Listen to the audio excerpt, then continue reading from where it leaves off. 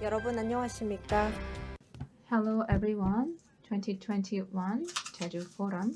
I'm MC 세송이 for this session. Now, the session Climate Crisis and the Road to the COP26 begins. I would like to introduce the moderator for this session, Kim Sang-hyuk, President of Jeju Research Institute. He worked at the Office of the President of the Republic of Korea as Secretary for National Future and Vision. And also, he is a professor of KAIST, and he works as a head of Sustainable Development Center of Global Strategy Institute. He is involved in low carbon green growth. And I'd like to give the floor to the moderator, President of Jeju Research Institute. 김상혁. Thank you very much for your kind introduction. My name is Kim Sang-hyuk. I am the president of the Jeju Research Institute. It's my great honor and pleasure to moderate this important session. This is about the climate crisis. We should not feel this way, but this is absolutely climate crisis and the road to save us from this hot planet, the road to Glasgow. And for that, we have wonderful speakers and panels today. Firstly, from my immediate left, we have Professor Axel Timmerman, simply the top climate scientist in Korea, who is a professor of Busan University, and also he's the director of Institute of Basic Science Center for Climate Physics. And we have another important figure who is Ambassador Simon Smith, UK ambassador to Korea, but who speaks better Korean than me, but he would speak only his own language, all right, this time. And yeah, he's okay. He's encouraging many things, many green things happen in Korea and outside Korea. So we must be grateful for his meaningful efforts for Korea. And as equally important as Ambassador Simon Smith, we have Ambassador Federico Failla, Italian ambassador to Korea.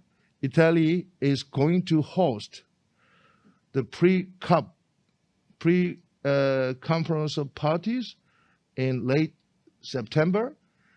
And more than that, Italy is going to host Youth Cup, conference of parties for young generation. That is really, really meaningful. So it's another pleasure to have him. And we're through the Zoom, we have Professor Jo Hong-sik. He is a #1 professor in terms of environmental law and philosophy of law at the Seoul National University. I am so happy to have him through Zoom. Thank you very much for your being with us. And it is, well, I have too many pleasures today, but it is also my great pleasure to introduce Mr.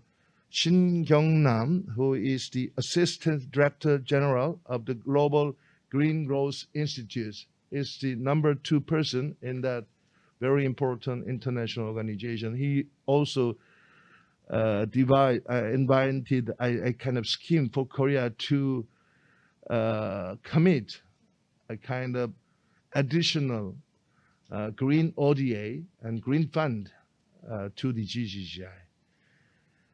And what makes me most happy is to let you know the last but not least participant, who is Kim Si-woo, who is the representative of 2030 Young Generation at the Coalition for Our Common Future. And she is also a researcher at the New Frontier Center of Jeju Research Institute.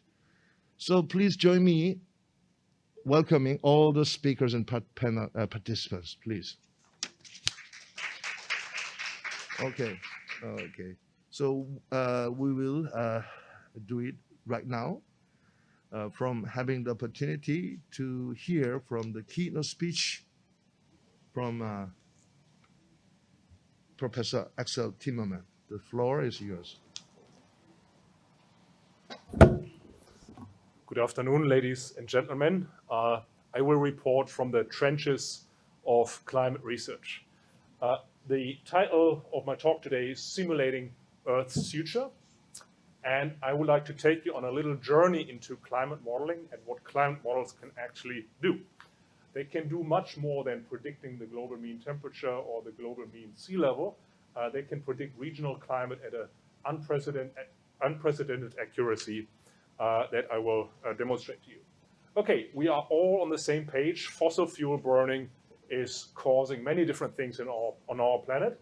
Global warming, as we know, changes in extreme events, heat waves, sea level rise. We have also ocean acidification. This is a subject that is quite worrisome. It's a major threat to marine life in the ocean. It hasn't received much attention yet in the Korean scientific and also community and in the general public. But it's really important because it is associated with loss of biodiversity in the ocean and food insecurity that may result from this. There is another issue. This is ocean hypercapnia.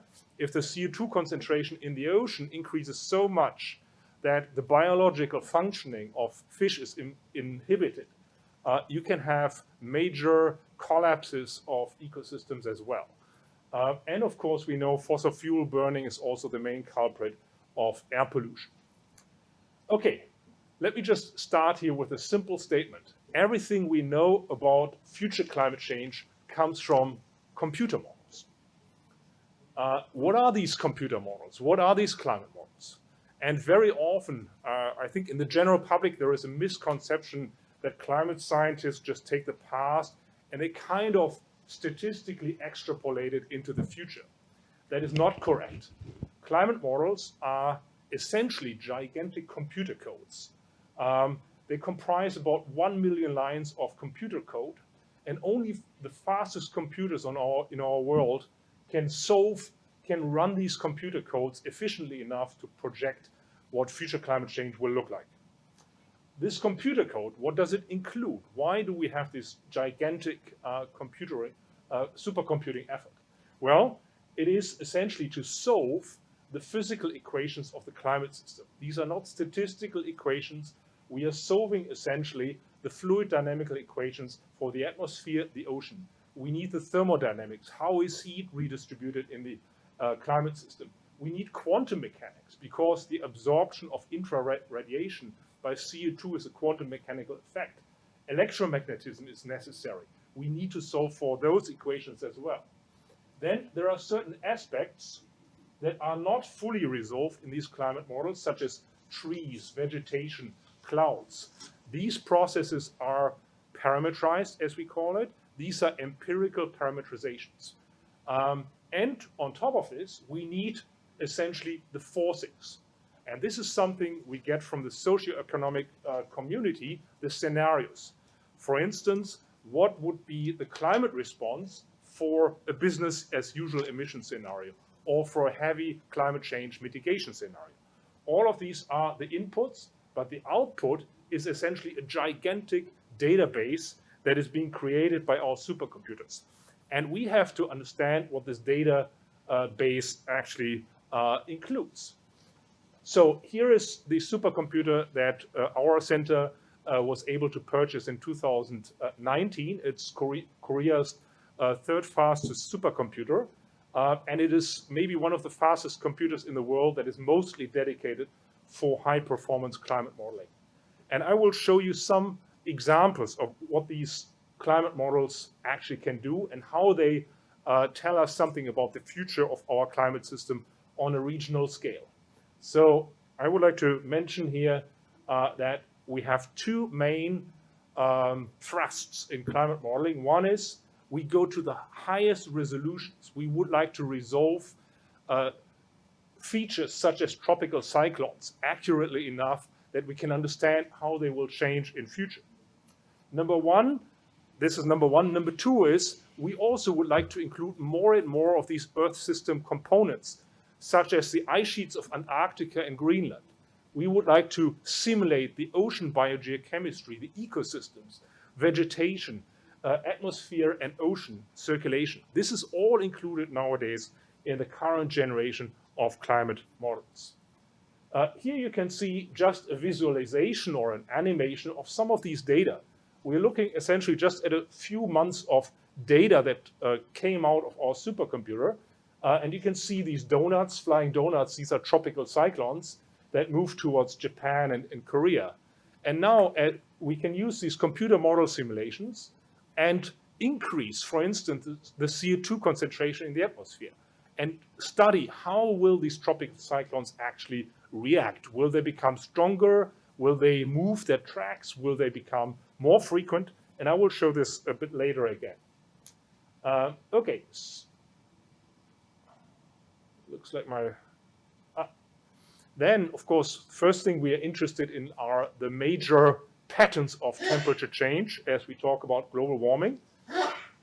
And these are 4 months, January, April, June, and August, of temperature change as simulated by our highest resolution, unprecedented climate model simulations here in Korea. And you can see for a CO2 doubling, which might occur in about 80 years as if we don't become carbon neutral before then, temperatures would go up by about 4 degrees Celsius. What you can also see is that the temperatures over the ocean don't rise as quickly as on land. What you can also see is that the Arctic area is warming much, much faster than the rest of the world, but only in wintertime. So it's a complex pattern. And I would like to draw your attention to another feature. Here you can see the Himalayas, the Tibetan Plateau. And there it becomes clear that the warming is not only horizontally distributed, but also vertically. As we go up in the atmosphere, our planet will warm even more than at the ground. And this is something that will threaten glaciers worldwide, and that will also threaten freshwater resources in areas such as India. I have highlighted this again. These are the temperature changes for a CO2 doubling over the Tibetan Plateau. And you can see it's really the high altitude snow-covered regions that will experience the fastest warming. And that is really worrisome because it can lead to major collapses of glaciers, major flooding towards India and so on. Another example of what we can do on a regional scale is we can now look at the precipitation changes for India. And in blue, you can see the typical frequency of occurrence of rainfall, let's just say 100 millimeters per day. It's a really, really strong rainfall event.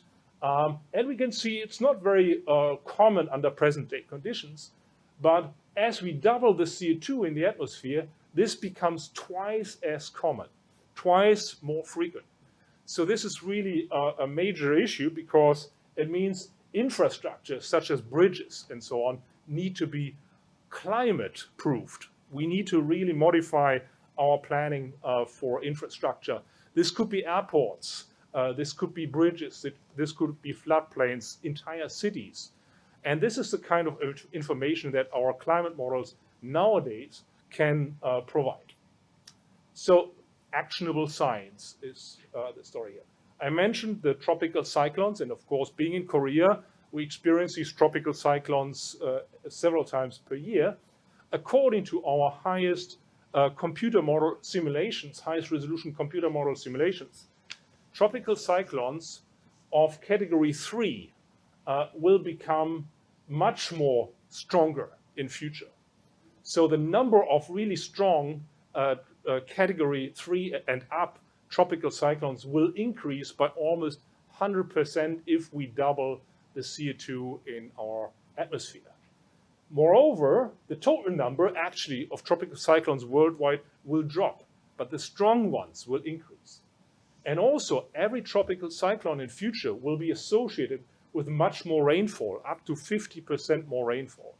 So you can also imagine that major flooding will result from these human-induced changes of the atmospheric circulation. I would like to say a few words here about ocean acidification. In our oceans, we have this beautiful reaction. Calcium reacts with carbonate to form calcium carbonate, and the result is beautiful, delicious seafood that we can eat. We have amazing coral reefs and so on and so forth. They just make use of this simple reaction. Now, as we increase the CO2, part of it, right now about 25%, gets absorbed by the water, the seawater, which causes another reaction. It steals, it's a kind of piracy. It steals the carbonate ion to form two bicarbonate ion, and the result is the upper reaction is not chemically stable anymore. It's not happening as frequently. And the result is that calcification in the ocean will drop down, and this is the so-called ocean acidification effect. If we look at Korea, and this is also from our computer model simulations, in 1850, the line that separates the area where calcification works well, the green area, and the one where it doesn't work well, is up here in the northern areas. Now, as we Okay, go on. as we warm up, as CO2 increases, the area where calcification will be strongly inhibited moves to south of the Korean peninsula. And this is really worrisome because we just had seafood for lunch. Much of this seafood relies on other seafood that actually has calcifying properties. All right, so this is something to really worry about. Sea level rise is the other big issue. We recently conducted the first coupled ice sheet model simulations into the future. And what we found is that as we increase the CO2 emissions into the future, of course, the ice sheets will melt, Greenland and Antarctica contributing equally.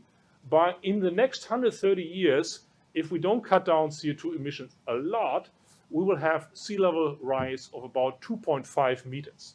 That is massive, and for a lot of areas, low-lying islands in the tropical Pacific or Bangladesh, this is essentially a question of life or migration. Okay, so what we found is that the 2-degree temperature target to avoid dangerous climate change is insufficient to avoid sea level acceleration. The only way to stop the already ongoing disintegration of the major ice sheets, Antarctica and Greenland, is to stay below 1.5 degrees Celsius. So I don't like the word tipping point, but this is one of the cases where this tipping point idea comes in. Currently, if we even stabilize our climate system at 2 degrees Celsius, the ice sheets will be on the way to disappear. So there is no way of stopping this unless we go below 1.5. So rather than talk about temperature targets, 2 degrees or 1.5 degrees, we should actually talk about sea level targets, sustainable sea level targets. That's a much more difficult thing to achieve, but it's really important for a lot of densely populated coastal areas. All right, so I mentioned the big story here, mitigation. We should consider sea level targets rather than temperature targets. It makes much more sense in the terminology of avoiding dangerous climate change. Adaptation, I try to demonstrate to you that we can simulate now climate, extreme events, rainfall, winds, whatever you want, on a very high regional scale. And that is new. This is a new frontier of climate research that is just being opened. And that is relevant for the general public, stakeholders, and regional policymakers. So I would like to just make a plea here to politicians and the general public. Please feel free to talk directly to the physical climate scientists about regional climate, climate change and adaptation issues. There is no need for politicians to obtain the information about climate change and the regional aspect from the media or from intermediaries. They can directly go to the climate scientists, and we are happy to help We have data. We are funded by the government, so we can provide actually information back that will help determine whether it is useful to build a gigantic wind farm on the West Coast, for instance. So we have information about future changes in atmospheric, ocean, vegetation, and ecosystem variables. And all of this is readily available and publicly available, so we can work together to make also adaptation more meaningful and better informed. With that, I would like to thank for your attention.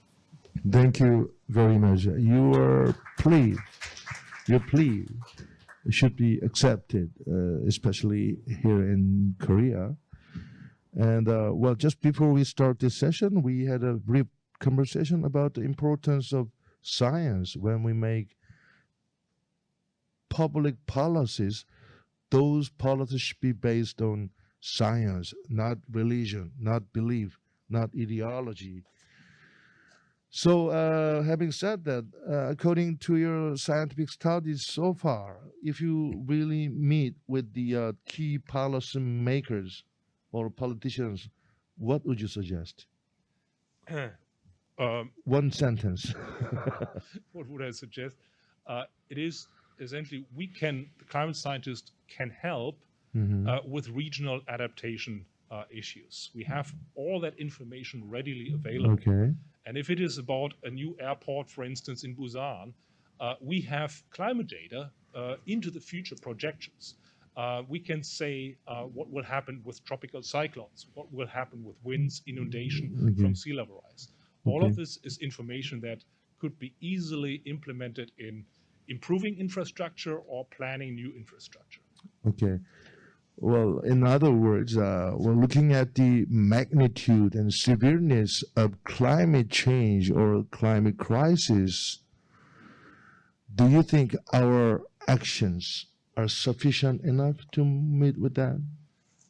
Absolutely not. Absolutely I not. think our words go in the right direction. Our actions are about 30 to 40 years behind. So we really need to speed up.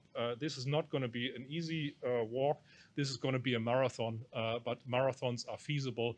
And I think society should embark on this climate change marathon in order to become carbon neutral. And for that reason, that's why we have Ambassador Simon Smith here with us. This year should be the year for time for action, real action. And as I had in the morning, this main opening session with former Secretary General of UN, Mr. Ban Ki-moon, and the former President of France, Mr. Hollande, François Hollande, they all expect a lot from the role of the UK is going to play. The UK is going to host the Glasgow meeting, COP26. This year is exceptionally important because this year will be the last year to finalize the rule books, which will be the implementation rule for the constitution of international community, which is Paris Agreement. So, Ambassador, so what is the UK strategy? How would you define the success of COP26? That is only 5 months from now on.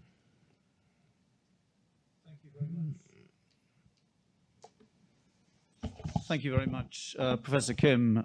Always a pleasure to be on the platform with you, because you yourself have been someone who has worked immensely hard to stimulate the sort of energy, enthusiasm, and a feeling of necessity for action on climate change. And to start with where you finished, Professor Kim, to talk about the British and Italian presidency of COP26. This is a responsibility that we volunteer for in the global context of the UN's role in promoting the UN Framework Convention on Climate Change. And it means that we share leadership across the world on these objectives. but that we accept a role in helping to concentrate attention and concentrate action. And action is really where I want to start, because in some senses, it feels rather more hopeful and it feels rather more positive now than it did 1 year ago. We've seen actually quite a lot of actions globally amongst the major emitters, which actually have set out for the first time some ambitious targets and set out pathways on the road to a carbon neutral world. But the role of COP26 is very much going to be to continue the work of persuading countries to change those targets, to convert those targets into lists of actions, into deadlines, specific actions, and specific objectives and verifiable actions. And that need for specific objectives and verifiable actions applies not just to governments, it applies to business as well. So it's not enough to say we are going to be carbon neutral. It's not enough to declare an intention. We need to know how you are going to get there, when you are going to reach key points on the pathway. And we can do this. These key points on the pathway can be measurable.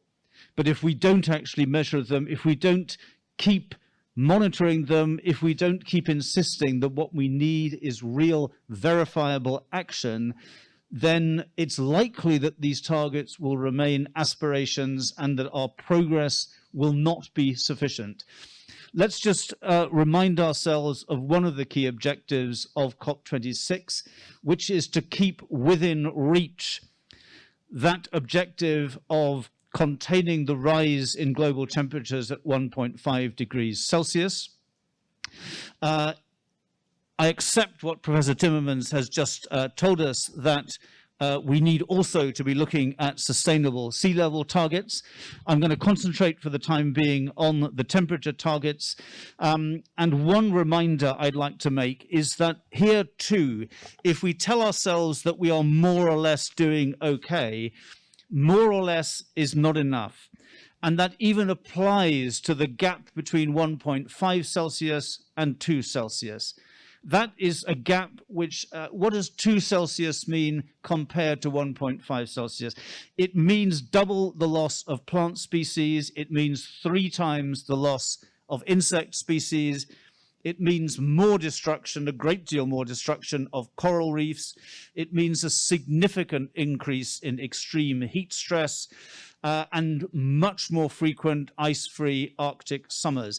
So that's only the gap between 1.5 and 2 degrees Celsius. If you go higher than 2 degrees, it gets worse and worse. So we need to see that gap between 1.5 Celsius and 2 degrees Celsius, not as a sort of margin of tolerance, but actually as a measurement of failure. The consequences of that failure, we already know what they are going to be. Thanks to the scientific modeling that Professor Timmermans has talked about, we already know what that's going to be.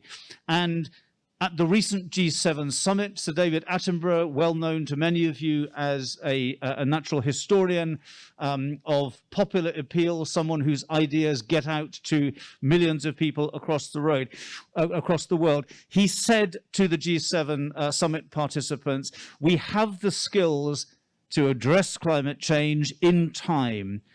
What we don't yet have is the global will to do it. Now, we also know, what we are trying to avoid, we know how to fix it, and the good news is that 70% of the global economy is now covered by a net zero commitment. But we need to make progress on that path with continuous tightening of objectives and deadlines, and we need to ensure, as Professor Kim has just said, that the rule book is completed at Glasgow. Now, you asked for a few examples of what the UK has done. I'm going to go very quickly through a few things. And my purpose is not to say how wonderful the UK is. It's just to illustrate the kind of actions that we're talking about when we say, make your target specific. So we have an increased NDC ambition of a 68% reduction of emissions on 1990 baseline by 2030, and increase that to 78% by 2035. But the important thing about that is that those commitments we are bound to them by law. Those are targets we must meet. We have a committee which will take action if we are off track with meeting those. Another example, we've accelerated our move away from coal in our electricity generation. That was 40% of our electricity needs in 2012. 2% by 2020, gone completely by 2024. And we've pulled forward the deadlines for banning new internal combustion engines vehicles on our roads. We have announced a 10-point green industrial revolution strategy full of precise targets, which again, many of which we are obliged by law to meet. So the message is here, quantify, keep it concrete, make sure you have milestones, not just saying 2050 is out there, we will somehow or other be carbon neutral by then. Here is how we are going to make it step by step. Here is each step of the marathon. Thank you. Thank you. I will come back to you, but well, as emphasized this morning also, Ambassador Smith pointed out the importance of enhanced highest possible global emission, and our individual respective climate actions should be measurable, reportable, and also verifiable. So no more cheating, no more goalpost changing anymore. So I will come back to you on this important task. And as I said before, well, carbon neutrality 2050, simply put, well, Kim Shi, who is being with us, is about 20s or 30s. I don't know her age yet, but if we reach 2050, she would be in her 50s or 60s, right? So we are deciding the future for her, ourselves. And I think that is the importance of the Milan Youth Cup, because this is about the future of young generation. And this is, to my eyes, for the first time that Italy is going to host the Youth Cup for the first time. It is going to be also pre-cup. So I'd like to know what Italy is going to do in Milan. I heard about from 190 countries, more than 400 young people will gather. So what's your strategy? And what's, yeah.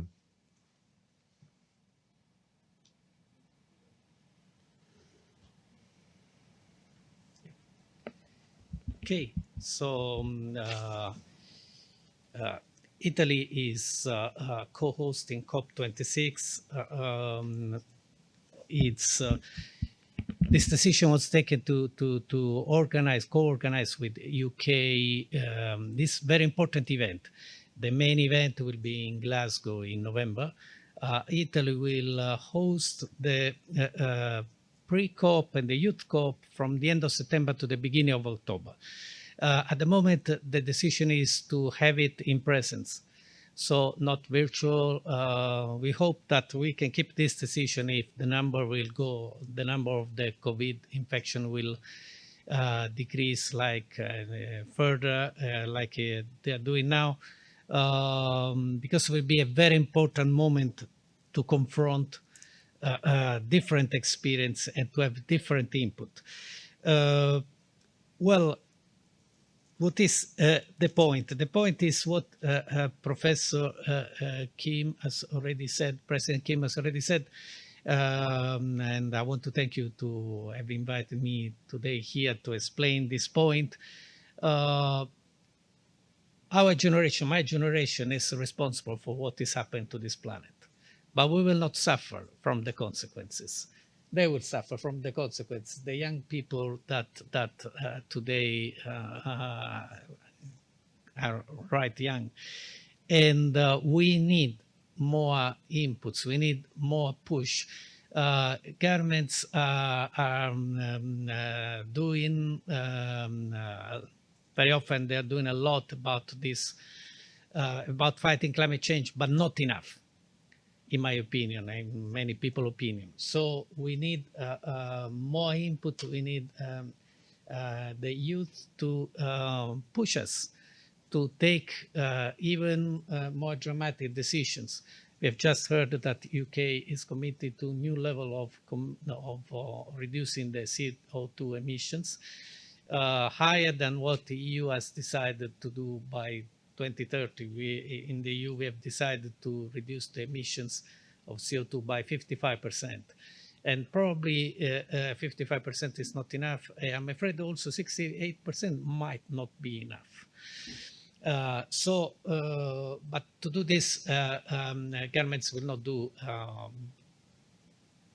alone. They need public opinion, especially the young public opinion, to be a constant reminder of what will going to happen to them. There will be, of course, this impact of climate change will be disproportionate on the young generation of today. So for this reason, we have invited 400 people from all over the world, also from Korea, to meet in Milan for we call it Youth for Climate. It's the Youth COP, Youth for Climate, to give us suggestions that should be incorporated in the final declaration, the final agreement on COP26.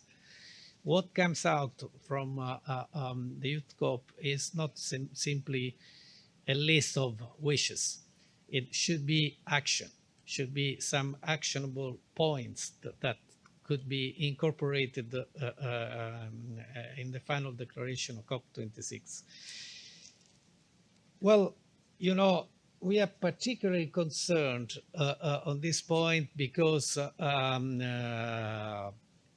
the Mediterranean Sea, where Italy lies, is subject at the moment of very deep transformation.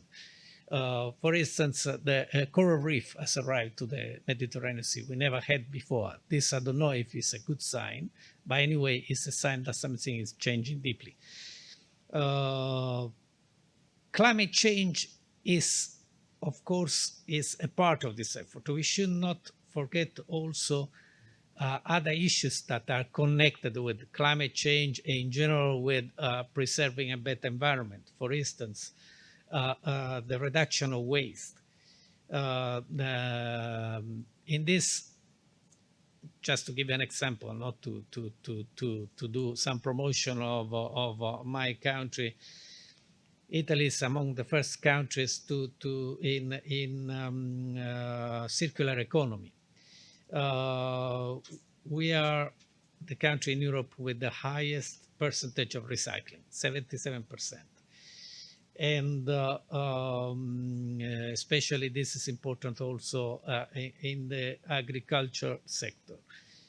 As for renewable energy, well, now the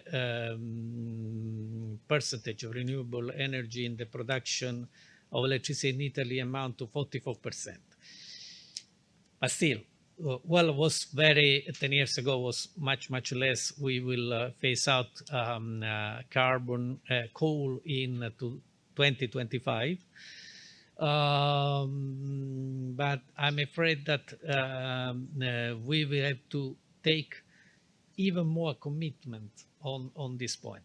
We are organizing as an embassy a lot of activities around Korea to explain our point of view and to try to involve the youth organizations in this debate that we also are having online through our social media. So I hope to have more moments of discussions and more opportunities to talk about such activities that are not specific of a country or a continent, but are really, this is a global issue that should be faced and discussed globally. Thank you. Well, as for the Milan gathering, I heard that the Italy going to have it not just virtual gathering, but as a physical gathering. How is the situation then? My point is that the tough negotiation is inevitable to reach the final goals of rule books, especially regarding Article 6. We need a physical contact and physical negotiation rather than having online negotiation. That's what I'm hearing from many negotiators around the world. So is it going to happen physically in Milan? Yes, the plan is to have the youth COP and the pre-COP, which is a very important moment for the final negotiations, in presence, in person. Okay. Well, numbers now would suggest that we will be able to do it. We have to wait for okay. the next few weeks and probably next month to take the final decision. But so far is the perspective is to hold in person. Okay, thank you. What about Ambassador Smith? May we expect the Glasgow meeting will be physical one or virtual one? We cannot be 100% sure at this We can't be moment. 100% sure, but I mean, we are absolutely planning on the assumption that it will be as totally physical as possible. Thank you for letting me know about that. So, about a few weeks ago, Korea held a P4G, Partnering for Green Growth Summit, and Korea announced a new commitment, which is additional ODA and Green Fund to the GGGI. And as I said before, Dr. Shin Young-nam played a role behind the curtain. And in addition to that, GGGI is a relatively new and young organization in this field. What would be the role for the goals we need to achieve in terms of climate actions? Thank you, President Kim. Absolutely, this is a very good opportunity for GGGI to take climate change related like a lead, maybe as one of the worldwide like a think tank. So as you know, the Korean Green Deal, $5 million has been committed by the President Moon. Actually, we already started like working on green growth and climate resilience project already. So under strong guidance, my Director General, Frank, Mr. Reisman, and then actually we are now already request all our staff to prepare some large project proposals, like for example, more than $500 million minimum. 50 million US dollar minimum, and then also strong link with the financing commitment from potential donors, potential like MDBs or other like related stakeholders. And also we need very strong ownership of our recipient countries. So among these like process, we identify 19 very strong projects, and then we can use our own resource or start the processing on July 1. So this actually sector is more or less 6 major part. For example, like a green renewable energy project, including solar PV and then hydrogen project. The second one is also the low carbon transport, and third one waste management sanitation, and other like 6 sectors focus project. So the role of GGI is not like simply like provide consulting or advisory role. So we want to really contribute to the carbon reduction worldwide, and then we really want to be a center of this whole process as a project developer and also honest broker. We are currently collaborating with multilateral development bank and bilateral development agency such as World Bank, ADB. Well, actually, we are trying to share our pipeline and then looking for how can we match like a project concept from our side, development plus, and then you just bring your resources, make to reach the finish line. The same like effort we are currently working with AFD, and then also we are very much happy working with the FCDO, and then also other development agencies. So we will see some strong like development in this regard. And for example, like Korean government want to like more actually requested to commit like 50%, well, I don't know, more than 27% like commitment by 2030. I think one of the important like issues is that how can we bring like renewable energy to Korea. So June 29, next week, we are launching like a hydrogen project as a game changer. We identify $1 billion US of financing and a very like economically viable technology, like electronic hydrogen project. And we identified also project site North Sumatra, 550 megawatt, like almost free, like the geothermal, like plant energy, and there was very strong, like demand consumers in nearby Medan city. So we actually start like this conduct a feasibility study next month with 3 major Korean conglomerate and then also overseas.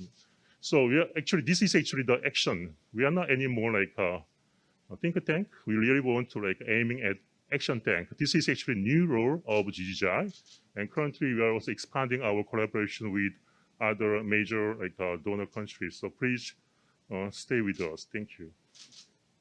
Thank you. I expect a lot of things to happen with the initiative and real implementation strategy by GGI.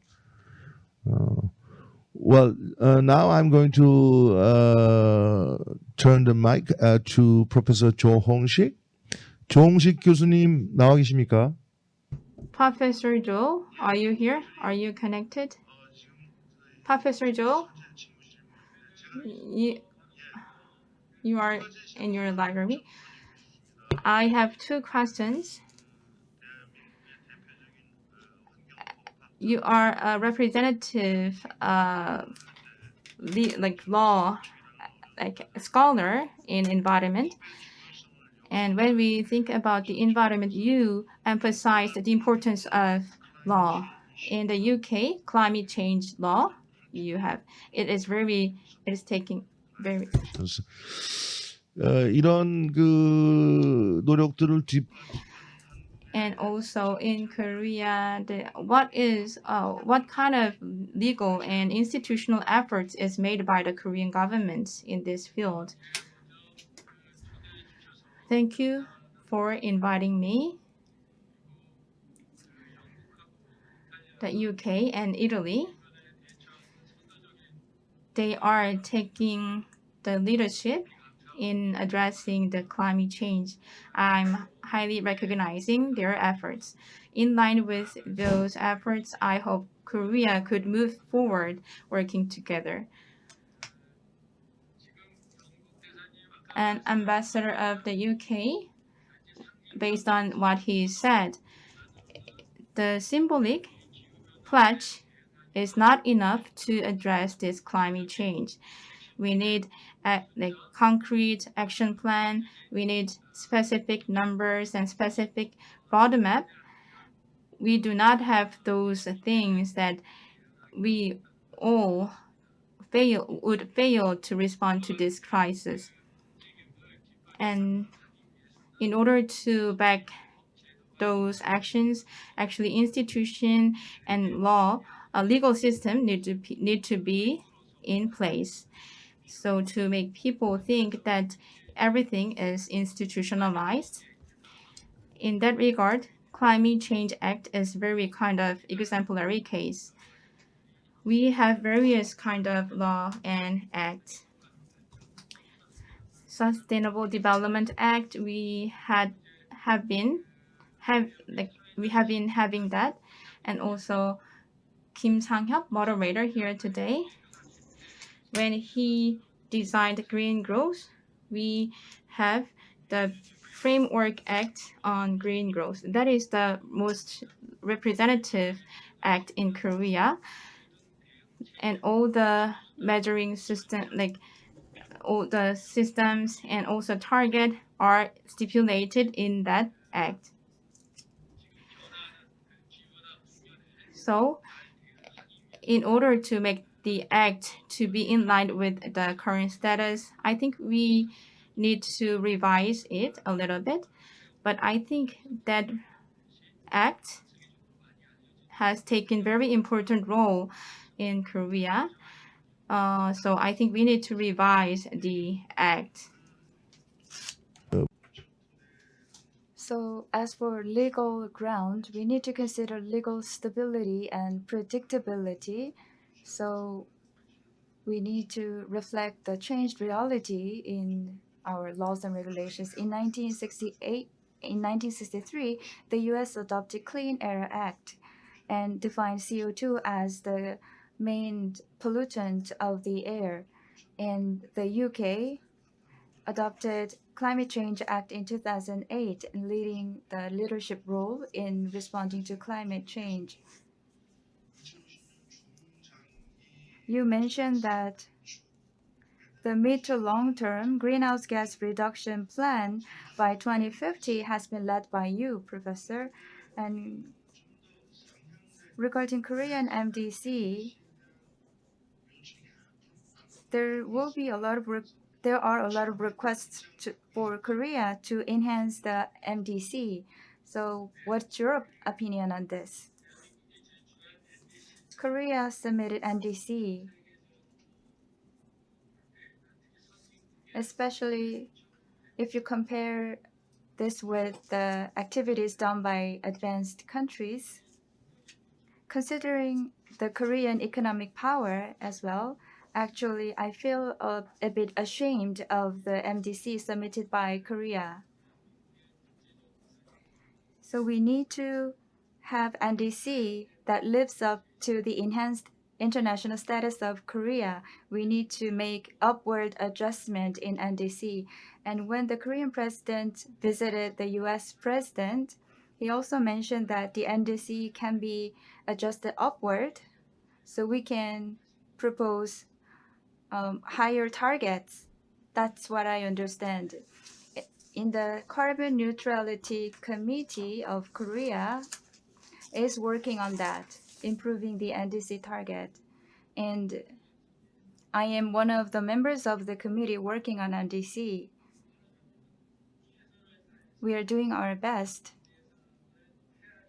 to identify and consider the Korean internal situation and set a target about which we will not feel ashamed to the international community. Anything to add on what Professor Joe has said? Okay. 그리고 하나만 더 여쭤보겠습니다. One more question. As you know very well, in Germany, the Federal Constitutional Tribunal came up with climate protection law. They mentioned that the existing generation is wrongfully transferring the burden of climate change to the next generation. So the existing generation must take responsibility for dealing with climate change. So the German federal judicial system determined that the existing generation is causing harm to the next future generation in terms of climate change. What do you think of this from legal expert perspectives? The German verdict actually made a very meaningful verdict. The Constitutional Court of Germany made a very meaningful ruling, and other advanced countries have come up with similar ruling in climate change, but the German Constitutional Court made that ruling, which is meaningful because Germany has great influence over other European countries and other countries across the world. So it is significantly meaningful. And our ambassadors may know very well about the ruling from the German Constitutional Court. But for other audience, I would like to explain about this. Last August, the ruling was made by the German Constitutional Court, and the ruling document was had a lot of pages. And based on the German constitution, they dealt with the climate change issues. I'd like to introduce some of the rulings made. For example, climate change is taking place as a legal reality. So first of all, they confirmed that climate change is not an illusion, it is reality. So the judiciary system and the administrative system must take actions against climate change. And the qualification to be protected from climate change is regarded as human rights. And in order to respond to climate change, the government must take action. If it doesn't take action, then people may file lawsuit against the government. So the German Federal Parliament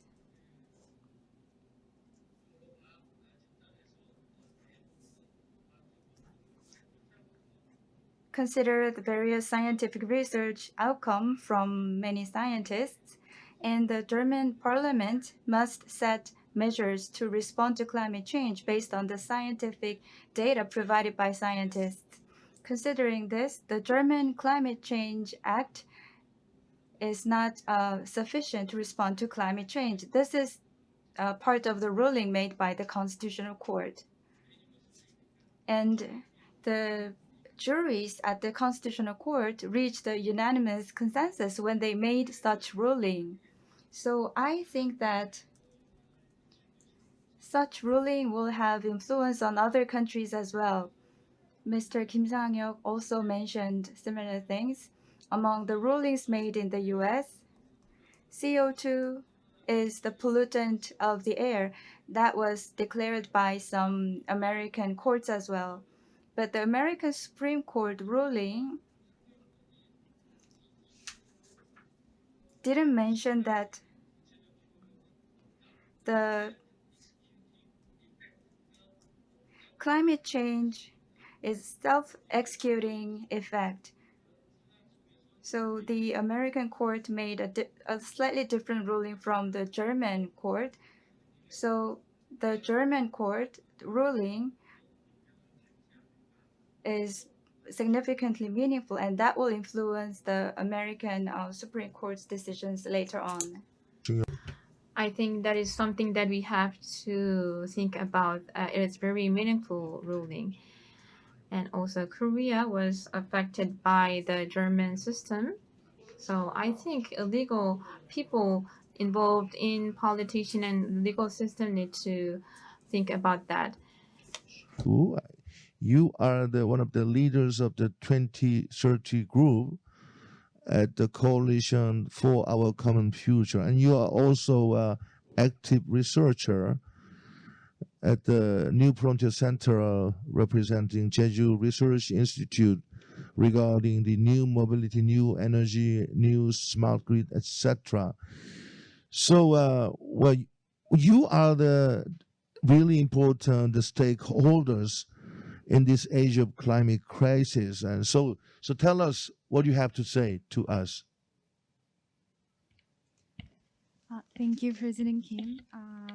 I'd like to start with why reflecting voice from the young in climate change and policymaking matters. And as President Kim and Professor Cho has talked, Germany's high court ruling unconstitutional because they place too much of a burden for younger generations, calling current provisions incompatible with fundamental rights. From this, we know that climate change is existential issue for younger generations. And as Professor Kim emphasized that we are the most important stakeholders in this climate crisis era. So I would like to introduce what we have been doing in Coalition for Our Common Future. We have been doing, we run a program called Voice from the Young since 2017. And as you can tell by its intuitive name of the program, it is a regularly organized session within Seoul Climate Energy Conference, which provides a platform to listen what younger generations have to say and their roles in climate crisis era. And we have also been conducting a Climate Scouts program since 2016, where we invite experts to give special lectures to college students, and they improve their understanding of climate change, select in-depth research topics, and discuss research reports in team activities. Then those college students are becoming climate agents, and they deliver creatively planned education for elementary school students in local communities, thereby achieving intergenerational communication and education on climate change. And to take this opportunity, I would like to say a few more things as one of the younger generation. I feel in most cases, climate change is often politically entangled. And what I personally feel is that there are so many policies and commitments that are put first just to win more votes. And I'm not saying those policies are not important. I'm saying is that they shouldn't be always come first before climate change. And another thing I have to say in here is that from this administration to that administration, the political stance on climate change switches over back and forth and back and forth. When we see the pattern, the repeated pattern of abrupt switch with such bipartisan issue of climate change, we lose our trust in older generations. One thing that should be beyond politics, that should be beyond opposing parties, is climate change. And switching over every time administration changes really let us down. Many studies suggest that there is a psychological distance for many people when it comes to climate change. It could be spatial, geographical, or temporal distance. And that is right. People are bound to react first to what can be seen and has immediate impact. You're right. Climate change will not destroy the world, not tomorrow. It will not let my family, my friends, my colleagues to die instantly. That's the climate change that older generations experience. It is happening in some countries, but it doesn't happen to me. But we should remember that it is happening right now in some countries, and most of all, it has happened for all younger generations. What I would like to say in closing my statement is that I strongly believe in wisdom from older generations, and I think they have such valuable expertise and experiences, and with that wisdom that they have, there should be a setting prepared, more concrete foundation prepared for younger generations to not just raise their voices, but to become young leaders so that we can actually directly involved in policy decision making and budgets as well. Yeah, thank you. Thank you very much. It's very sad to hear that young generations are losing trust in the older generation. That's very sad to hear. Professor Timmerman, you said your plea is you ask the politicians should come to scientists and get the straightforward information and knowledge. Your plea is now accepted because 한국말로 할게요.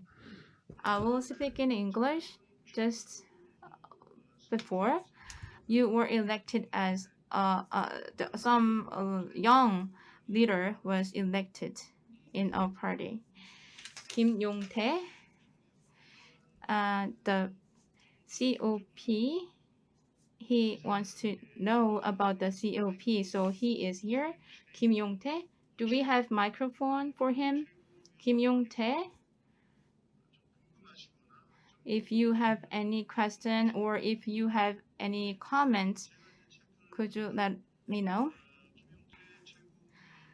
Kim Yong-tae is a graduate from Green School at Korea University, and in green growth and climate change, he is very determined to take action. Could you give us some comment?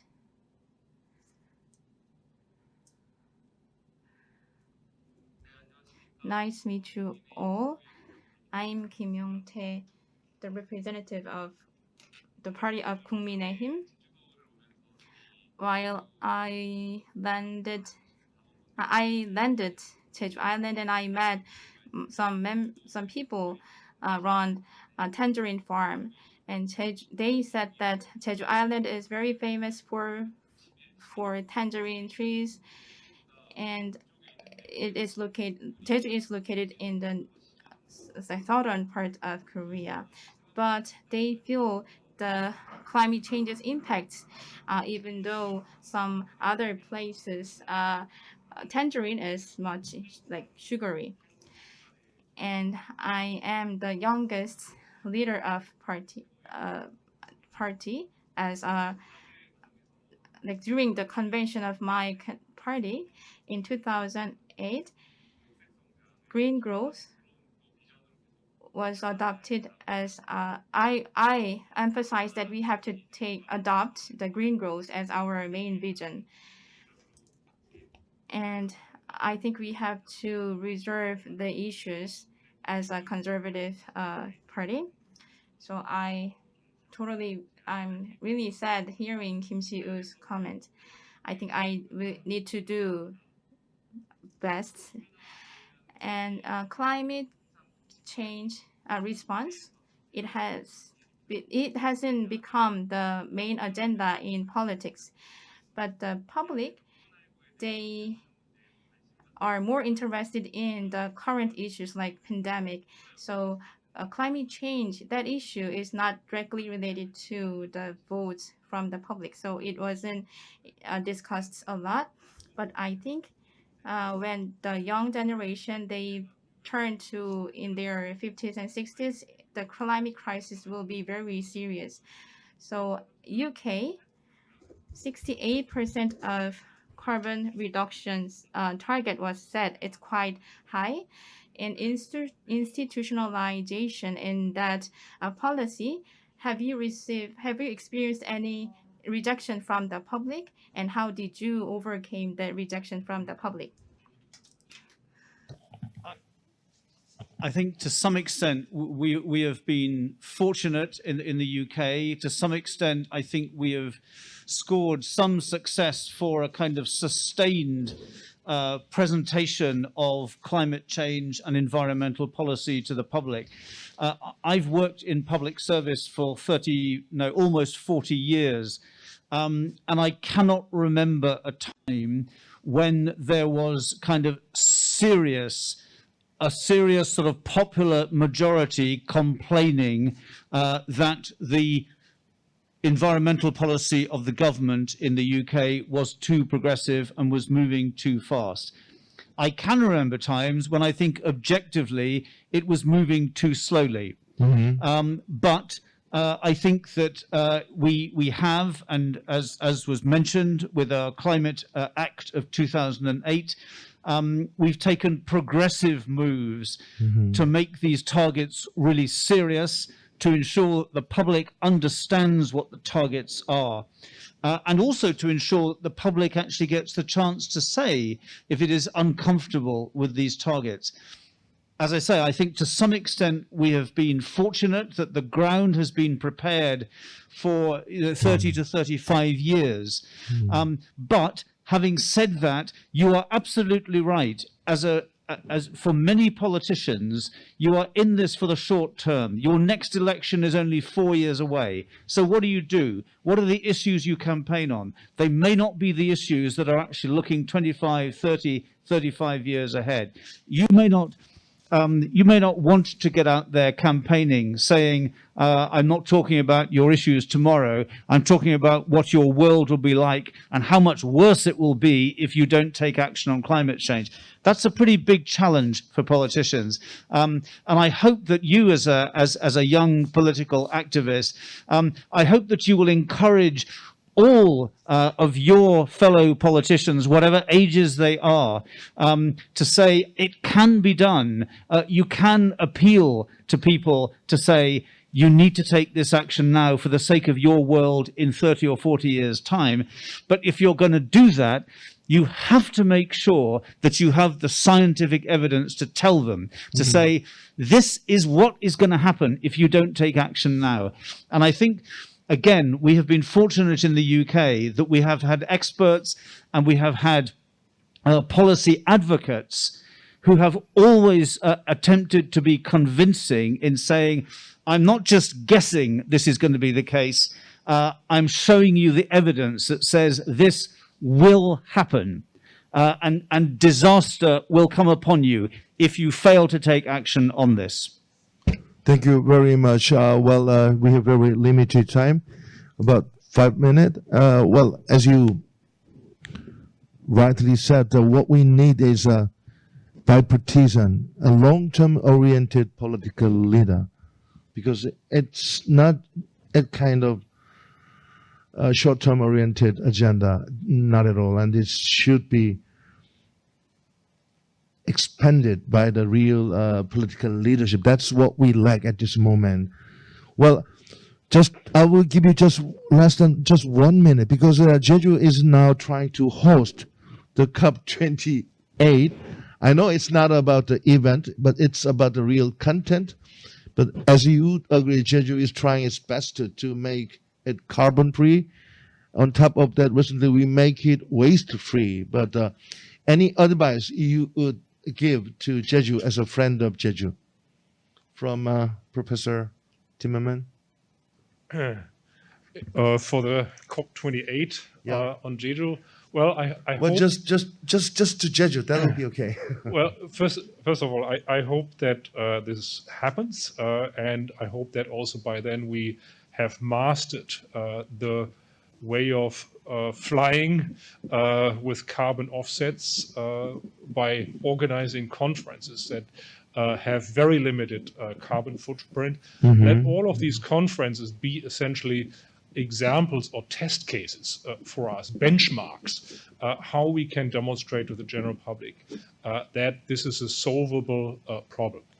And I also would like to take this opportunity to advertise on August 29th, the 6th assessment report, Working Group 1 of the Intergovernmental Panel on Climate Change will be released officially. And I would like, it will be available online to everybody in the world.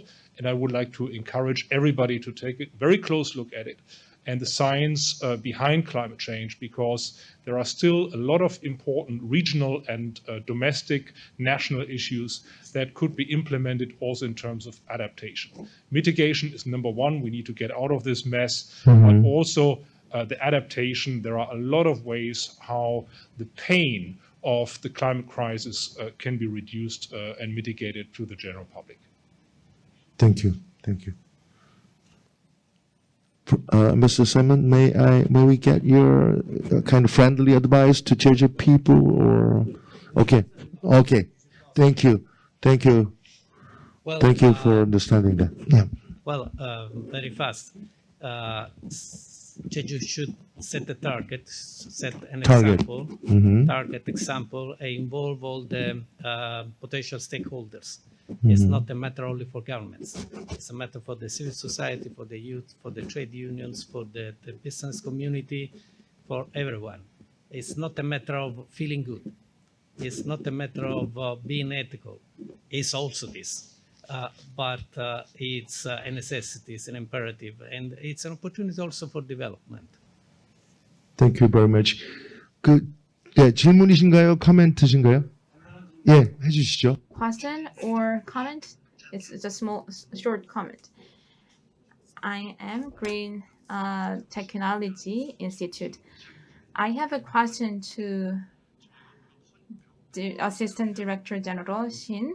It is a Forum for Peace and Prosperity for Korea.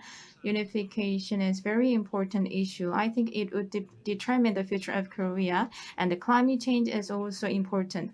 And in order to address the climate change, is there any grand vision to make the North involved in this effort, Mr. Shin? Could you respond to that? We have a variety of plans like that, but it is. Could you respond?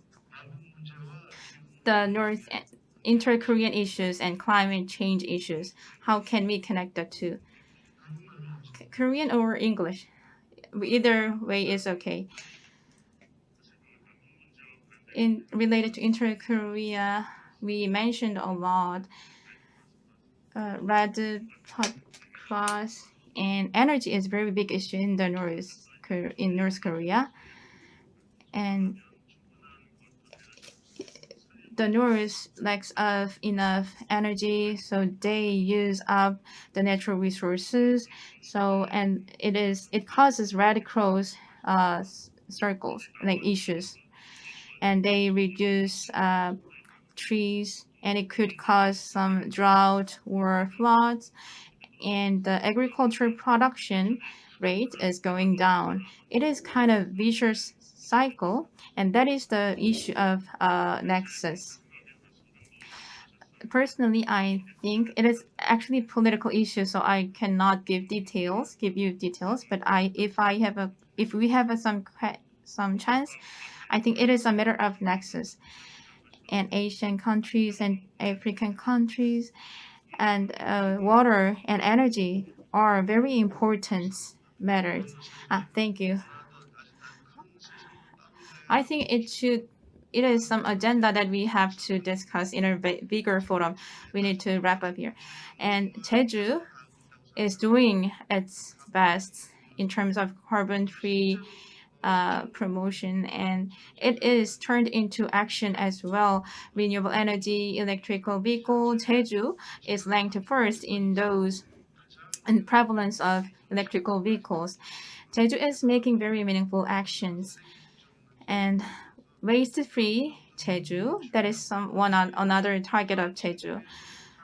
Not only to host just a COP28, I think that Jeju needed to be in a bid to host. I think Egypt will host next year, and the next year there could be some bid between Korea and another country. Competition is somewhat good, and anyway, I think we need to think about waste-free and carbon-free. We need to prepare to promote and create the carbon-free cities. I cannot thank you enough. This is the end of today's session. Thank you for staying with us. 감사합니다. Thank you. Once again, please give them a big round of applause. We'll take a break, and from 5:10, we'll have the session organized by East Asia Foundation, the session of the US and China supply chain competition, the choice of East Asia. Thank you.